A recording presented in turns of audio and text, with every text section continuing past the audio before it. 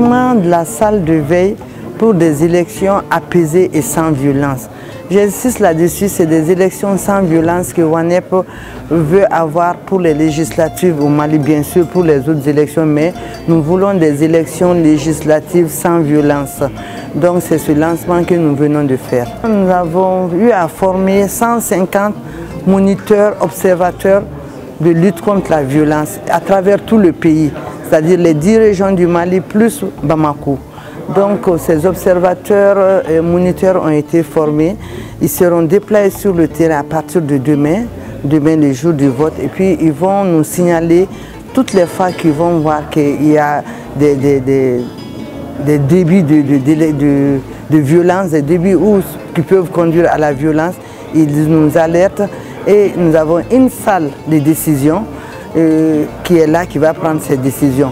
Donc en tout, nous avons 3 salles, c'est-à-dire une salle d'analyse, une salle qui est là pour récupérer tout ce que les observateurs sur le terrain vont nous signaler comme violence.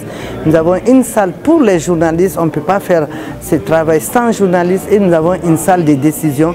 La salle de décision est la dernière qui intervient parce que c'est à ce niveau où on prend les décisions. Il y a eu cette violence qui a été signalée, il y a eu ce cas qui a été violence et qui a été signalé, il y a eu ceci. Qu'est-ce qu'il y a lieu de faire tout de suite? Qui peut faire quoi pour arrêter ça? Donc c'est sur ça que la salle de décision va travailler. La première des difficultés, c'est le délai. Le temps a été très court pour mettre en place tout ça. Donc, on a commencé en gros au début du mois de mars. Donc, pour arriver à avoir des dispositifs prêts à fonctionner avant la fin du mois de mars, c'était difficile. Donc il a fallu un travail acharné de toute l'équipe et ça, ils sont à saluer et à encourager dans ce domaine. Donc ça, c'était la première difficulté. La deuxième, c'est le contexte. Il y a le contexte sécuritaire qui n'est pas facile. Donc s'il faut déployer des observateurs pour pouvoir procéder à la veille électorale, c'est une situation compliquée. Donc pour le Mali entier d'ailleurs, le contexte sécuritaire est difficile pour la tenue des élections. Ensuite, troisièmement, et ce que tout le monde connaît d'ailleurs, il y a l'épidémie du coronavirus qui est là. Et que ce n'est pas facile de travailler les uns avec les autres pour effectivement arriver à avoir une veille électorale cohérente. Mais nous sommes adaptés et nous travaillons avec des partenaires qui nous accompagnent dans cette adaptation de l'ensemble des structures mises en place pour effectivement arriver à atteindre les objectifs.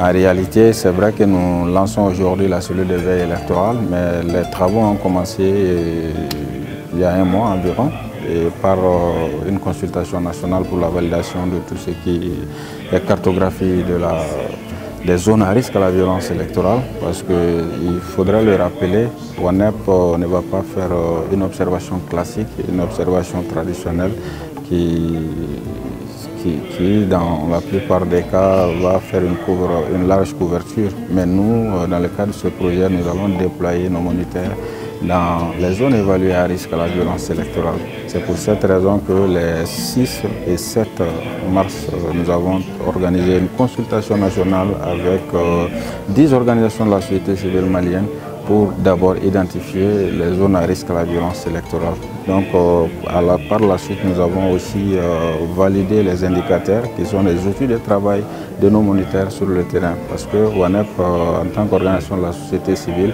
a un dispositif d'alerte précoce qui est implémenté au Mali et dans les 15 autres États membres de la CEDEAO.